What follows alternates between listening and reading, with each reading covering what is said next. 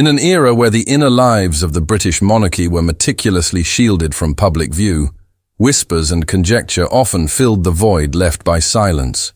Yet recent reflections, particularly those attributed to Princess Anne, peel back layers of protocol to offer a more nuanced portrait of one of the most enduring, yet complex, royal partnerships, that of Queen Elizabeth II and Prince Philip, Duke of Edinburgh. The narrative often presented was one of unwavering duty, but the reality, as hinted through anecdotes and observations, suggests a more intricate tapestry woven with threads of profound connection, significant sacrifice, personal friction, and, ultimately, a unique understanding forged over 7 decades. The story of Prince Philip's journey, from a displaced prince navigating a turbulent youth to becoming the steadfast consort to the British monarch, is intrinsically linked to this relationship, revealing the pressures and privileges of a life lived almost entirely in the global spotlight, and culminating in final years marked by both separation and unexpected reunion.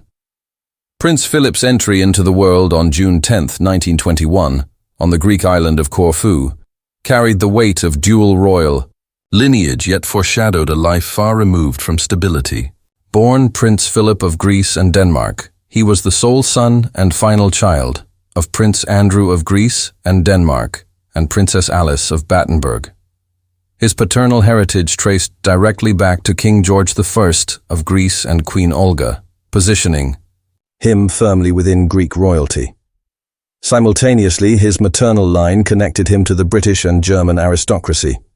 Princess Alice was the eldest daughter of Louis Mountbatten, the first Marquis of Milford Haven, and Victoria Mountbatten. This confluence of bloodlines bestowed upon him titles linking him to 2 European nations. However, the grandeur suggested by his birthright quickly dissolved amidst the harsh realities of political upheaval and familial fragmentation that characterized his early existence. His family's life was soon uprooted by political instability in Greece, leading them into exile. They eventually found refuge in Saint-Cloud, a suburb on the outskirts of Paris, residing in a home graciously provided by Philip's aunt, Princess George of Greece and Denmark. Life in exile presented its own set of challenges, forcing the family to adapt to circumstances far removed from royal expectations. During this period, young Philip attended the Elms, an American educational institution located in Paris, where he demonstrated academic aptitude and earned a reputation for his intelligence and courteous demeanor. The precarious stability of his life underwent another significant shift around 1930. At the tender age of 9, Philip was relocated to the United Kingdom. His life became somewhat nomadic within Britain, dividing time between living with his maternal grandmother at the historic Kensington Palace and staying with his uncle, George Mountbatten, at Linden Manor, situated in the tranquil Berkshire area of Bray. His formal education continued at Cheam School, an esteemed preparatory institution. These formative years were further complicated by profound family disintegration. His 4 elder sisters entered into marriages with German princes, subsequently relocating to Germany, connections that would later cast a shadow during the post-war era. More traumatically, his mother, Princess Alice, was diagnosed with schizophrenia and institutionalized in an asylum. Compounding these difficulties, his father, Prince Andrew, retreated to Monte Carlo, becoming increasingly estranged from his family responsibilities. These cumulative events effectively left Philip without a consistent parental presence or stable home environment, forcing him to navigate his adolescence largely detached from his parents. In 1933, Philip's educational path led him to Germany, enrolling in Schule Schloss Salem, a school founded by the progressive educator Kurt Hahn. Hahn's pedagogical philosophy emphasized holistic development. However, the rise of the Nazi Party, which Hahn vehemently opposed, soon forced the educator to flee Germany. Philip, after completing only 2 terms at Salem, followed Hahn's educational vision across the Channel to Scotland. There, he enrolled at Gordonstoun School, newly established by Hahn. Gordonstoun provided a rigorous, demanding environment centered on discipline, resilience, and engagement with the outdoors. This institution proved deeply influential in shaping Philip's character, instilling values of responsibility and self-reliance that would define his later life. Interestingly, despite his Greek birth, Philip never achieved fluency in the Greek language. His time in the country was too brief during his formative years for the language to take root. While possessing some comprehension, English became his primary tongue. Over time, his identification leaned more towards his Danish heritage and, increasingly, towards British culture. His complex upbringing, spanning multiple cultures and languages, fostered a remarkable adaptability and inherent strength. Though frequently marked by change and familial hardship, his childhood inadvertently equipped him with the fortitude required for the intensely public life that awaited him. These years, while undoubtedly lonely at times, forged the independence and resilience that became hallmarks of his persona, laying the groundwork for his eventual role within the British royal family. It was during this period of transition and education, specifically in 1934, that the initial, albeit fleeting, encounter between Prince Philip and the young Princess Elizabeth occurred. Their paths crossed at a significant royal event, the wedding of Philip's cousin, Princess Marina of Greece, to Elizabeth's uncle, the Duke of Kent. At this juncture, Philip was an adolescent, while Elizabeth was still a child. The spark that would ignite their lifelong connection, however, truly occurred 5 years later, in 1939. The setting was the prestigious Royal Naval College in Dartmouth, which Princess Elizabeth visited with her family. Philip, then a promising naval cadet undergoing training, naturally stood out. His vibrant energy, self-assured bearing, and inherent confidence made a strong impression on those present, including the visiting royals. 13-year-old Elizabeth reportedly found the dashing cadet captivating and intriguing. This visit marked the genesis of a bond that would gradually deepen, nurtured primarily through correspondence and infrequent meetings over the ensuing years, particularly during the tumultuous period of World War II. Philip possessed a distinct personality characterized by boldness, directness, an active nature, unwavering honesty, and a notably sharp, sometimes provocative sense of humor. These traits set him apart from the more conventionally reserved figures typically surrounding the royal family. Elizabeth, known for her more introspective and composed temperament, appeared to be drawn to this very contrast. Their burgeoning friendship evolved steadily into a profound romantic attachment. Despite their disparate backgrounds and personalities, they seemed to complement each other effectively. Throughout the war years, they maintained their connection via letters, sustaining their relationship across geographical distances and amidst the pressing demands imposed by their respective roles and the global conflict. However, as their emotional bond solidified, significant challenges emerged regarding the suitability of their union. Philip's background generated considerable concern among certain influential royal advisors and segments of the British establishment.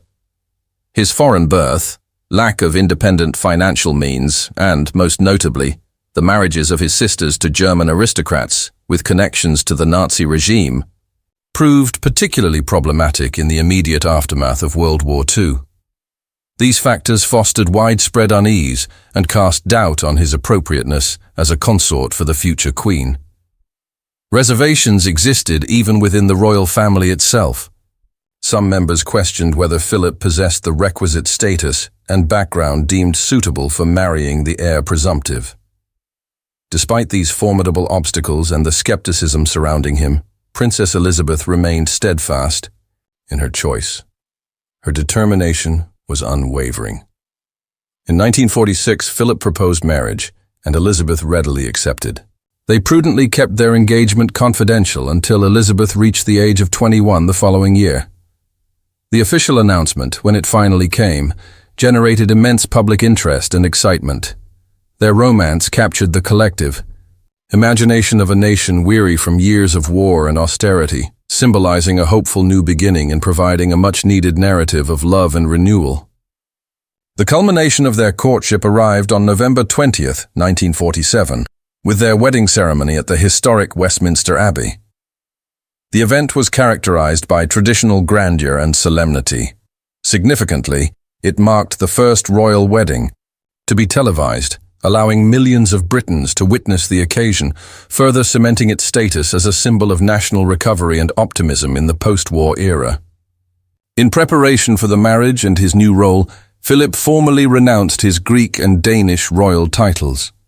He adopted the surname Mountbatten, derived from his mother's family, and King George VI bestowed upon him the titles of Duke of Edinburgh, Earl of Merioneth, and Baron Greenwich. From that momentous day forward, Prince Philip fully committed himself to his new station within British public life, taking his place beside Elizabeth, prepared to support her as her lifelong partner. Following the splendor and public celebration of their wedding, the practicalities of their new life together began to take shape. For Prince Philip, this marked the commencement of an entirely unfamiliar existence. He was now integrated into a world governed by deeply entrenched royal protocols, traditions, and expectations, a sphere fundamentally different from anything he had previously known. Princess Elizabeth, conversely, had been immersed in this environment since birth. The path towards her eventual role as queen had been meticulously laid out and prepared throughout her upbringing.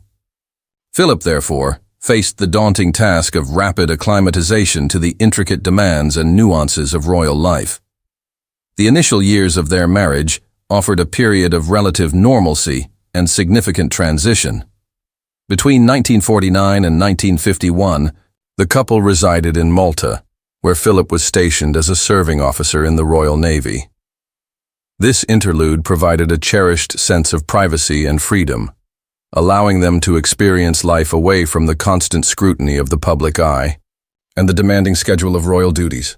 Life in Malta was characterized by a more relaxed pace, enabling them to function more like a conventional married couple, enjoying a degree of autonomy they would seldom encounter again.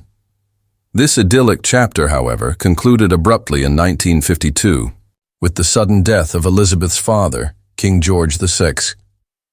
At the age of just 25, Elizabeth ascended the throne, instantly inheriting the immense responsibilities and burdens of the crown. The quiet interlude in Malta vanished, replaced by the full weight of monarchy. Elizabeth's accession immediately ignited a significant, albeit largely private, debate concerning the official name of the royal house. Dynastic tradition typically dictated that a reigning queen's house name would adopt her husband's surname. Consequently, suggestions arose to rename the royal house. Lord Mountbatten, Philip's influential uncle, advocated strongly for the House of Mountbatten. Philip himself reportedly favored the House of Edinburgh, reflecting his ducal title. These proposals, however, met swift and decisive resistance. Queen Mary, Elizabeth's formidable grandmother, communicated her firm opposition to Prime Minister Winston Churchill. Subsequently, Queen Elizabeth II was formally advised to issue a declaration affirming that the royal house would retain the name House of Windsor. This decision profoundly disappointed Prince Philip. Reports suggest he felt marginalized and frustrated, famously lamenting that he was the only man in the country not allowed to give his name to his own children. While he rarely voiced this grievance publicly, the issue remained a source of personal sensitivity. It wasn't until 1960, shortly before the birth of their third child, Prince Andrew, that a compromise was reached. Queen Elizabeth issued an order in council declaring that their male-line descendants, who did not possess the style of Royal Highness or the title of Prince or Princess, would bear the hyphenated surname Mountbatten Windsor. This represented a significant, albeit subtle, acknowledgement of Philip's lineage within the family name. This resolution reportedly followed considerable deliberation and correspondence, partly prompted by concerns raised by a constitutional expert regarding the potential legal status of the royal children if the traditional naming convention wasn't adapted.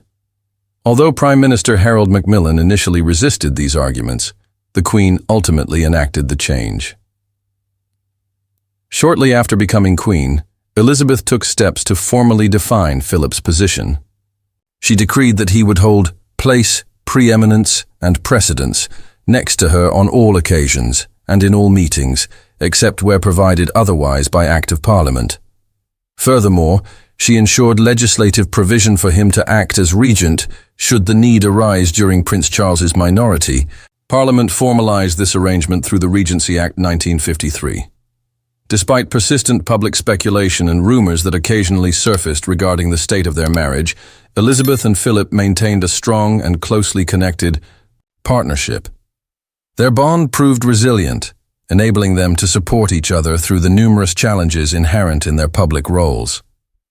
Decades later, during her Diamond Jubilee address in 2012, Queen Elizabeth publicly paid tribute to Philip's enduring support, describing him as her strength and stay throughout her reign, highlighting his constant reliable presence over decades of shared service. Philip's role as consort was inherently demanding, requiring him to walk a step behind the monarch while carving out his own areas of contribution. He executed this role with dignity and unwavering commitment, accompanying the Queen to countless state openings of Parliament across the Commonwealth, state banquets, garden parties, and official tours worldwide. One notable early contribution was his chairmanship of the Coronation Commission for Elizabeth's 1953 coronation. He played an active role in its planning, even pioneering royal helicopter travel to visit troops participating in the ceremony. Though not crowned alongside the Queen, during the solemn ceremony, he knelt before her and pledged his fealty, becoming her liege man of life and limb. In 1953 to 54, the Queen and Philip embarked on an extensive 6-month tour of the Commonwealth, a journey that underscored the global reach of the crown, but necessitated leaving their young children, Prince Charles and Princess Anne, behind in Britain, a practice common for the era but undoubtedly carrying personal emotional costs. This tour significantly bolstered the Queen's global presence and showcased Philip's supportive role on the international stage. Financially, Prince Philip received a parliamentary annuity set at $359,000 per year from 1990 onwards, intended to cover the official expenses associated with his public duties. This allowance remained distinct from later reforms to royal finances. It was stipulated that any portion of this annuity not used for official expenses would be subject to tax. In practice, the entirety of the sum was reportedly utilized for his extensive official work. Through the unfolding decades, marked by immense social change and evolving public perceptions of the monarchy, Philip remained a constant, steadfast presence at Queen Elizabeth's side. His transition into royal life demanded considerable personal sacrifice and continuous adaptation, yet he consistently fulfilled his role with dedication. Their shared story transcended mere tradition and ceremony, embodying personal resilience, enduring loyalty, and a quiet, powerful devotion beneath the surface of public duty. Nevertheless, their long union was not immune to periods of intense speculation and controversy. During the 1950s, persistent whispers began circulating regarding an alleged clandestine affair between Prince Philip and a celebrated Russian ballerina. These rumors percolated through elite social circles and eventually found their way into segments of the British press, generating considerable intrigue and public doubt. The focus of this speculation was Galina Ulanova, a prima ballerina of the Bolshoi Ballet, renowned internationally not just for her exceptional technical skill and artistry on stage, but also for her perceived grace and elegance off it. Her status as a cultural icon of the Soviet Union lent a particular mystique to the alleged connection, making the narrative all the more captivating. Despite the complete absence of any verifiable evidence to substantiate these claims, the very notion of such an affair captured widespread attention. The geopolitical climate of the era significantly amplified the sensitivity surrounding the rumors. Relations between the United Kingdom and the Soviet Union during the Cold War were often tense and delicate. The suggestion that Prince Philip, the consort to the British monarch, might be involved with a prominent Soviet figure inevitably introduced an undercurrent of political anxiety. Some contemporary observers and later commentators speculated that British government or intelligence agencies might have discreetly intervened to suppress the story, aiming to prevent potential diplomatic embarrassment and protect the image of the royal family. A confirmed liaison of this nature could have transcended mere personal scandal, potentially raising serious national security concerns. The impact of these persistent rumors reportedly extended beyond public perception, allegedly causing strain within the confines of Buckingham Palace. Sources purportedly close to the royal household suggested that Queen Elizabeth was deeply troubled by the allegations. The issue wasn't merely about managing public image. It potentially touched upon personal trust and emotional vulnerability. True to her characteristic stoicism, however, the Queen maintained a composed public facade, offering no comment or visible reaction to the swirling speculation.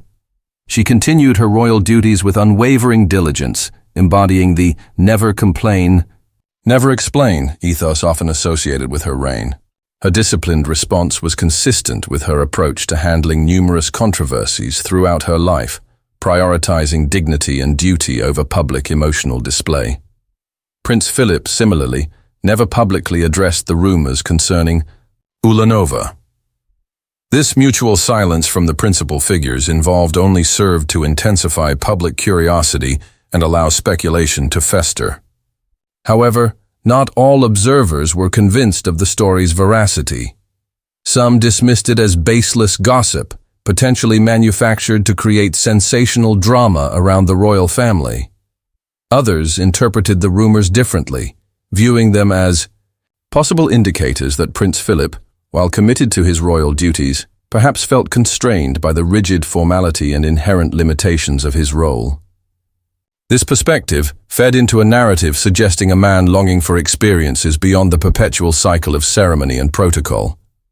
Throughout this period and later, their son, Prince Andrew, consistently defended his father's character. He publicly portrayed Prince Philip as a man of profound integrity, deeply committed to his responsibilities and placing immense value on his family. Andrew's statements aimed to counter the narrative fueled by the rumors, reinforcing an image of Philip, defined by honor and duty. Nevertheless, even staunch familial support could not entirely quell the public's enduring fascination with the unanswered questions surrounding the alleged affair. The mystery surrounding the Ulanova rumors eventually subsided, but never entirely vanished, lingering as a footnote in the complex history of the royal marriage. Whether founded in fact or fiction, the episode highlighted the inherent pressures and potential for private struggles within Elizabeth and Philip's union. Viewed externally, their partnership appeared solid and unified. Yet, like any long-term relationship, particularly one conducted under the relentless glare of public scrutiny, it undoubtedly experienced periods of stress and perhaps emotional distance. While Queen Elizabeth was widely recognized for her remarkable self-control and emotional reserve, those acquainted with her privately observed that certain events, likely including these rumors, left subtle but discernible marks. Any personal impact, however, remained carefully concealed from public view. Over time, observers noted that the couple seemed to develop a pragmatic understanding, prioritizing their shared duties and commitments above personal conflicts or grievances. Their relationship evolved into a robust partnership, perhaps not characterized by constant outward displays of affection, but demonstrably stable and mutually supportive. They navigated major global events, significant family milestones, and the ever-increasing pressures of modern media together. Their bond appeared founded less on romantic idealism and more on shared resilience, loyalty, and a deep-seated commitment to their unique roles. The rumor involving the Russian ballerina thus stands as one documented instance of the trials they weathered together, illustrating how even figures occupying the highest echelons of society grapple with universal human challenges such as doubt, suspicion, and the fundamental need for trust. The differing perspectives of their children also added layers to the narrative. Princess Anne often acknowledged her father's more restless, independent nature, while Prince Andrew consistently emphasized his loyalty and protectiveness. These familial viewpoints contributed to a more multi-dimensional understanding of Elizabeth and Philip's dynamic. Despite the rumors, silences, and inherent uncertainties of a life lived under such scrutiny, their marriage endured. It was a union defined not by its perfection, but by its remarkable longevity, and their shared dedication to crown, country, and ultimately to each other, demonstrating a powerful commitment through decades of societal and personal change. India. 2017. A significant chapter concluded as Prince Philip, at the advanced age of 96, formally retired from public duties. This decision marked the end of an extraordinarily long period of active royal service, spanning over 7 decades, during which he had consistently supported Queen Elizabeth II. His tenure involved participation in thousands of official engagements, extensive travel across the Commonwealth and globally, and patronage of numerous organizations. However, acknowledging the inevitable effects of aging, he determined it was the appropriate time to step back from the demanding schedule of public life and embrace a quieter, more private existence. This transition led him to relocate primarily to Wood Farm, a relatively modest property situated on the Sandringham estate in Norfolk.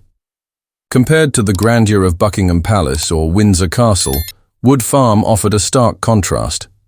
It was a secluded, comfortable cottage, surrounded by the natural landscapes of the Norfolk countryside, providing an atmosphere of tranquility and simplicity. For Prince Philip, this setting aligned perfectly with his personal preferences. None free. For his love of the outdoors and practical pursuits, Wood Farm afforded him the freedom to indulge in activities like carriage driving, though less so in later years, painting, reading extensively, and enjoying the peaceful environment. It was within this haven, largely removed from the constant ceremony and public attention that had defined most of his adult life, that he chose to spend the majority of his final years. The decision to make Wood Farm his primary residence was reportedly reached after considerable private discussion within the royal family. The aim was to understand and honor Prince Philip's wishes for his retirement. His daughter, Princess Anne, later confirmed publicly that the arrangement was amicable and mutually agreed upon by both her parents. It represented a practical solution that accommodated their respective needs and preferences at that stage of their lives.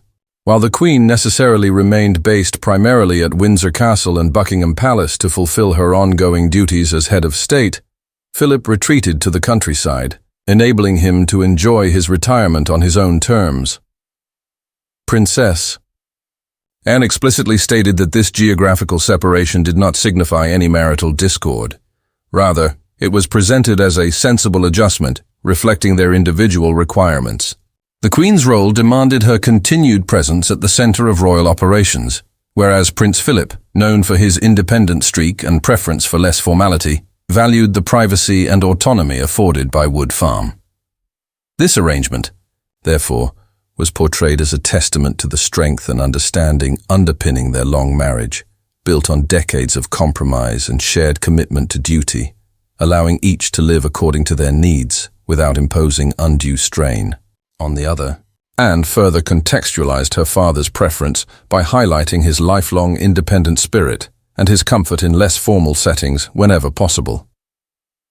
Despite the official narrative emphasizing mutual understanding and personal choice, alternative perspectives and hints from palace insiders occasionally surfaced, suggesting a more complex reality behind Philip's move. These differing accounts contributed to a degree of public ambiguity over the years. One line of speculation proposed that Philip had grown weary of the constant, strict protocols and pervasive security measures inherent to life within the major royal residences like Buckingham Palace and Windsor Castle. The omnipresence of the Queen's Guard, the rigid routines, and the inescapable formality might have become increasingly burdensome for someone with his disposition. Philip had long been known for his aversion to unnecessary pomp and likely found the relative freedom and lack of ceremony at Wood Farm profoundly appealing. Consequently, while official statements stressed his voluntary choice, some sources subtly implied that the accumulated pressures of institutional royal life might have contributed to, or at least facilitated, his decision to withdraw to a more secluded setting. At times, even official communications seemed to subtly shift in emphasis. Initially, the move was framed purely as personal preference and mutual agreement. Later, there were suggestions that perhaps the Queen's household staff were supportive of Philip stepping back, possibly viewing it as a way to minimize potential friction and allow both elderly royals to live more comfortably within their preferred environments. Princess Anne's commentary provided a crucial, humanizing perspective, emphasizing her father's identity beyond his role as consort. She spoke of his desire to be remembered not just as the Queen's husband, but as an individual who had served diligently while remaining authentic to his own character. This fundamental wish appeared to shape his approach to his final years, spent in quiet pursuits and personal reflection, surrounded by the elements of life he most valued. Regardless of the swirling rumors or nuanced interpretations, individuals close to the royal family consistently underscored the respectful and considerate nature of the arrangement. There were no public indications of bitterness or acrimony. Instead, the decision was framed as one made with mutual care and consideration. Both Queen Elizabeth and Prince Philip had dedicated the vast majority of their lives to prioritizing public duty. In this concluding phase, they appeared to find a functional equilibrium that balanced ongoing responsibility with personal well-being. The Queen continued her unwavering service to the Crown, while Philip enjoyed a well-deserved retirement in the peaceful Norfolk countryside. Prince Philip's retirement and subsequent life at Wood Farm signified a dignified conclusion to a truly remarkable public life. His choice demonstrated that even individuals in positions of immense prominence might seek simplicity, peace, and a sense of personal space. It was interpreted not as an abandonment of family or duty, but as an embrace of life's final stage with autonomy, honesty, and a clear sense of self, offering a quiet reminder of the man behind the title who sought the tranquility he had rightfully earned. As the global landscape began to drastically shift with the onset of the COVID-19 pandemic in early 2020, Queen Elizabeth and Prince Philip made a quiet but significant decision to reside together at Windsor Castle. This move effectively reunited them under one roof, creating a protective bubble against the spreading virus, after they had spent a considerable portion of the preceding years living predominantly apart. The Queen at Windsor or Buckingham Palace and Philip at Wood Farm. While the world grappled with unprecedented fear and uncertainty, this unforeseen circumstance provided the elderly couple with a period of sustained, quiet togetherness. Shielded from external interactions and public duties, they settled into a shared routine within the historic castle walls. For a couple navigating the twilight of their exceptionally long lives, this unexpected reunion took on profound significance. It offered a rare, extended opportunity to share daily existence once more, reconnecting not merely as monarch and consort, but fundamentally as husband and wife after a period of respectful, separate routines. Their children reportedly observed this period with keen interest and quiet relief. They witnessed what appeared to be a renewed closeness developing between their parents, a bond perhaps softened and deepened by the passage of time and the unique circumstances. After years defined by separate residences dictated by duty and preference, Elizabeth and Philip were once again sharing meals, engaging in conversation, and simply spending extended hours in each other's company. For the family, it evoked a sense of returning to a familiar dynamic, a poignant reminder of the foundational connection that had always underpinned their relationship, even when physical distance and differing lifestyles had intervened. The reunion, although precipitated by a global crisis, seemed to infuse the royal family with a sense of gentle joy, offering a visible testament to the enduring, albeit complex love that persisted between the Queen and her husband. While the specific reasons behind Prince Philip's choice to live separately during his later retirement years remained largely private and subject to speculation, the months spent together in isolation at Windsor Castle appeared to effectively bridge any emotional or physical distance that might have accumulated. As the final months of Prince Philip's life progressed into 2021, a palpable sense of peace seemed to envelop the couple. Their son, Prince Charles, now King Charles III, later shared poignant recollections of these last shared moments. He described periods where they would simply sit together in companionable silence, the need for conversation superseded by the depth of their shared history. Even as Prince Philip's health visibly declined, his characteristic dry wit and sharp intellect remained largely intact. He reportedly continued to bring moments of levity and comfort to the Queen, his mere presence offering solace. Charles perceived a profound, unspoken respect between his parents during this time. There appeared to be no revisiting of past decisions or dwelling on explanations. Instead, their interactions suggested a quiet acceptance and mutual honoring of the choices each had made throughout their lives, rooted in an understanding that perhaps transcended the need for explicit articulation. Their marriage, spanning an extraordinary 73 years, was undeniably shaped by unique pressures and inherent struggles.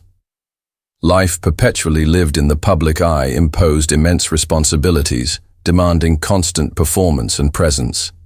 Yet, through decades of societal transformation, political shifts, and personal challenges, Elizabeth and Philip remained steadfastly side by side on the world stage.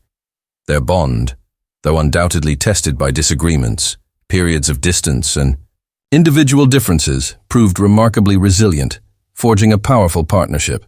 Those closest to them recognized the inherent strength of their connection, perhaps not always demonstrably warm or overtly emotional, but fundamentally steady, built upon shared values, an unwavering sense of duty, and a quiet, deep-seated devotion that sustained them even during periods of separation.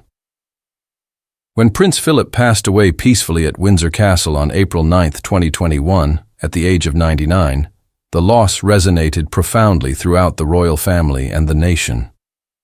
It signified more than the passing of a beloved husband, father, grandfather, and great-grandfather. It marked the closing of a significant chapter in royal history, the end of an era defined by his presence alongside the Queen. Prince Andrew spoke emotionally about the void left by his father's death, expressing both deep sadness and immense pride in the strength and dignity with which his father had navigated life and faced its end. Princess Anne, known for her close relationship with her father, recalled their final conversations. She shared that even towards the end, his mind was clear, and he expressed his wishes for how he wanted his passing to be marked, emphasizing gratitude for a life lived fully rather than prolonged mourning. His words reflected a man who met his end with characteristic pragmatism and calm acceptance, maintaining connections with his family until the very last. The 73-year marriage of Queen Elizabeth II and Prince Philip remains one of the most recognized and enduring royal partnerships in modern history. It was a union forged and tested by duty, change, and the unique demands of monarchy. While undeniably complex, and perhaps not conforming to conventional ideals of marital perfection, its power lay in its endurance and their unwavering mutual support, often expressed quietly and away from public view. Their story evolved into a symbol of commitment, resilience, and a love that learned to adapt, bend, and ultimately survive under extraordinary circumstances. Even the period of living apart in later years ultimately served to make their final time together during the pandemic lockdown at Windsor Castle unexpectedly poignant for their family and indeed for the world observing. This concluding phase served as a final, touching reminder of the lasting strength of their unique bond, a relationship defined less by constant proximity or grand gestures, and more by deep understanding, implicit trust, and a quiet affection that had weathered the storms of nearly 3/4 of a century, leaving behind a legacy that is both profoundly royal and deeply human.